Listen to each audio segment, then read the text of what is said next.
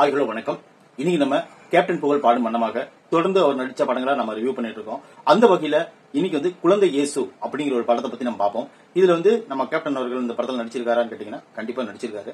இந்த படத்தோட ஸ்டோரி என்னன்னு பாத்தீங்கன்னா, அதுக்கு முன்னாடி நம்ம சேனலை சப்ஸ்கிரைப் பண்ணி வச்சுக்கோங்க. அப்பதான் நம்ம போடுற வீடியோ உங்களுக்கு கிடைக்கும். இந்த படத்தை டைரக்ட் பண்ற யாருன்னு பாத்தீங்கன்னா வி ராஜன்.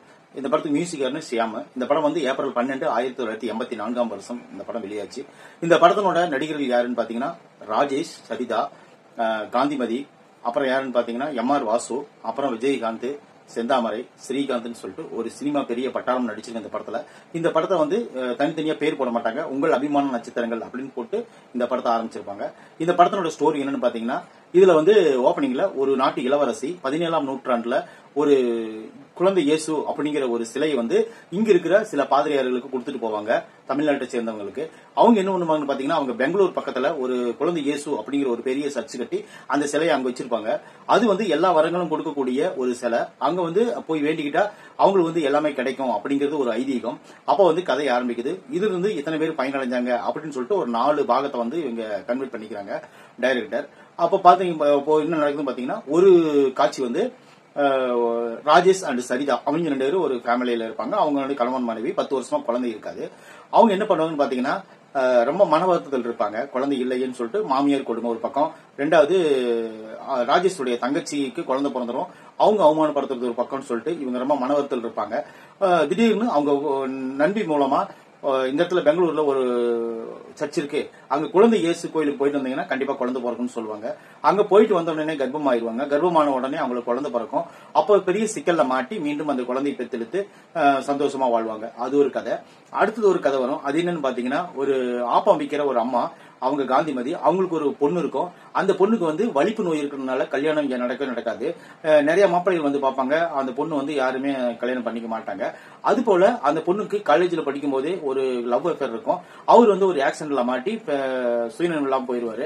அதுக்கப்புறம் என்ன ஆகுதுன்னு பாத்தீங்கன்னா, இவங்க குழந்தை இயேசு அப்படின்னு ஒரு கோயில் இருக்கிறதா தெரிஞ்சுக்கிட்டு அம்மாவும் மகளும் அந்த குழந்தை இயேசு கோயிலுக்கு போயிட்டு வருவாங்க. வர வழியில அந்த அவருக்கு ஒரு பாலிய ஃப்ரெண்ட் இருப்பாங்க, காந்திமதி அவங்க கணவருடைய ஃப்ரெண்டு. அவர் அவரை பார்த்துட்டு வீட்டுக்கு கூப்பிட்டு விருந்து வைப்பாங்க. அப்ப என்ன ஆகுதுன்னு பாத்தீங்கன்னா, என்னோட மகனுக்கு உங்களோட மகளை கொடுங்கன்னு சொல்லுவாங்க. அதுக்கு முன்னாடி ஒரு ஆக்சிடென்ட் ஆயிரும். அதன் மூலியமா அவங்களுக்கு வலிப்பு இருந்த நோய் குணமாயிரும் அந்த பொண்ணுக்கு. அப்புறம் அந்த ஃப்ரெண்டோட பையன் யாருன்னு பாத்தீங்கன்னா, முன்னாடி லவ் அஃபேரா இருந்த அந்த பையன் தான். அந்த பையன் லவ் பண்ணிட்டு இருந்த பையனே அந்த பொண்ணு கிடைச்சிரும். அதன் மூலியமா ரெட்டப்பு சந்தோஷமா கிடைக்கும். அதுக்கு காரணம் குழந்தை இயேசு கோயிலுக்கு போயிட்டு வந்ததுதான் அப்படின்னு நினைப்பாங்க. இன்டர்வல் வந்துடும். அதுக்கப்புறம் 3வது கதை. 3வது கதை என்னன்னு பாத்தீங்கன்னா, எம்.ஆர். வாசுக்கு ஒரு மனைவி இருப்பாங்க. அவங்க கெபரே டான்ஸ் ஆடக்கூடிய ஒரு டான்சர். அவங்க ஒரு குழந்தை இருக்கு அவங்களுக்கு. அதன் மூலியமா அவர் தவறான ஒரு சாகவாசனால குடிக்கு அடிமையாகி அவங்கள சில தவறான செயல்களை செய்ய சொல்லுவாங்க. அதனால அவங்க அதுக்கு ஒத்துக்க மாட்டாங்க. ஒத்துக்கலான உடனே குழந்தைய தூக்கி எரிஞ்சிருவாங்க. எரிஞ்சோடனே இந்த அம்மாவுக்கு மனநலம் பாதிக்கப்பட்டுரும். இவன் பாதிக்கப்பட்ட உடனே அந்த குழந்தை வேற ஒரு இடத்துல இருக்கும். அந்த குழந்தையை தேடி கண்டுபிடிச்சு அந்த குழந்தைய அந்த அம்மா கிட்டே சேர்த்துருவாங்க. அதுக்கு காரணம் அந்த கோயிலுக்கு அந்த அம்மா போய் அந்த கோயில் இருக்கிறவங்க எல்லாத்துக்கிட்டையும் கேட்கும். பாதையர் ஆசீர்வதிச்சு இந்த மாதிரி குழந்தை இந்த மாதிரி உனக்கு கிடைக்கும்னு சொல்லுவாரு. உடனே அந்த குழந்தை கிடைச்சிடும். அது போல ஒரு சீன் கிரியேட் பண்ணிருப்பாங்க. அது ஒரு கதை. அதுக்கப்புறம் பாத்தீங்கன்னா, இப்பதான் நம்ம முக்கியமான கதைக்கு வர போறோம். இப்ப நம்ம வரப்போறது நம்ம கேப்டன் அவர்கள் நடிச்ச கடைசி கதையான ஒரு கதை. அது என்னன்னு பாத்தீங்கன்னா, நாங்குநேரி ஜீவா அவர் ஒரு நக்சலைட்டு. அவர் ஒரு பெரிய ஒரு கொலை குற்றவாளி அப்படின்னு சொல்லிட்டு போலீஸ் ஸ்டேஷனுக்கு கூப்பிட்டு வருவாங்க. அவரு தான் நம்ம கேப்டன். கூட்டிட்டு வந்த உடனே அவரை போலீஸ்காரங்க அடிச்சு நீ நக்சலைட்டான்னு கேட்பாங்க. இல்லைன்னு சொல்லுவாரு. சொன்ன உடனே அவருடைய பிளாஷ்பேக் ஓபன் ஆகும். அப்போ அவருக்கு ஒரு காதலி இருப்பாங்க. காதலினா ஒரு என்ன சொல்றது, ஒரு நண்பி மாதிரி இருப்பாங்க. அவங்கள செந்தாமரை பெரிய ஒரு பண்ணையாரா இருப்பாரு. அவரு கற்பழிக்க பாப்பாரு. உடனே சார் போய் காப்பாத்துவாரு. காப்பாத்தின உடனே செந்தாமரைக்கும் அவருக்கும் பெரிய ஒரு மகிழ்ச்சி உண்டாயிரும். அதனால அந்த ஊர்ல பெரிய ஒரு பண்ணையார் இருக்கிறவரை இவர் எதிர்த்த உடனே எவ்வளவு பிரச்சனைகள் வரும்னு உங்களுக்கு தெரியும். அந்த மாதிரி பண்ணுவாங்க. பண்ண உடனே அதுக்கு சின்ன பண்ணையாரா வரக்கூடிய ஸ்ரீகாந்த் இருப்பாரு. அவரு பழைய நடிகர் ஸ்ரீகாந்த். அவரும் செந்தாமரையும் சேர்ந்து எப்படியாவது விஜயகாந்தை கொண்டு வரணும் அப்படின்னு சொல்லிட்டு முடிவெடுப்பாங்க. முடிவெடுத்த உடனே அப்புறம் என்னன்னா, இவரு சில விஷயங்களுக்காக கோவப்பட்டு செந்தாமரையை கொல்ல போகும்போது அவர் ஆல்ரெடி பணமா இருப்பாரு. அதை பார்த்துட்டு உடனே இவர் தான் கொலை செஞ்சாரு அப்படின்னு சொல்லிட்டு சொல்லிடுவாங்க. அந்த கொலையாளி உண்மையான கொலையாளி யாருன்னு கண்டுபிடிக்கிறதுக்கு முடியாது. உடனே கோர்ட் என்ன தீர்ப்பு சொல்லிடுன்னு பாத்தீங்கன்னா, விஜயகாந்த் சாருக்கு மரண தண்டனை அப்படின்னு அறிவிச்சிருவாங்க. அறிவிச்ச உடனே ஜெயிலிருந்து தப்பிச்சு போய் உண்மையான குற்றவாளி யாருன்னு தேடிட்டு போவாரு. போகும்போது போலீஸுக்கு பயந்து ஒளியிற இடம் தான் அந்த இயேசு கோயில். அந்த இயேசு கோயில ஒளிஞ்ச உடனே 9 மணி நேரம் நீ ஜெபம் பண்ணுன்னு சொல்லி பாதிரியார் சொல்லுவாரு. சொன்ன உடனே ஜெபம் பண்றதுக்காக அவர் வந்து உட்கார்ந்துருப்பாரு. அப்ப என்ன ஆகுதுன்னு பாத்தீங்கன்னா, ஸ்ரீகந்தனுடைய கனவுல போய் இயேசு வந்து அற்புதம் செய்வாரு. அதாவது என்ன சொல்வாருன்னு பாத்தீங்கன்னா, பயமுறுத்தின உடனே அவர் வந்து நான் தான் ஒண்ணு அந்த கொலையை செஞ்சேன் அப்படின்னு சொல்லிட்டு போலீஸ்ல போய் ஒத்துக்குவாரு.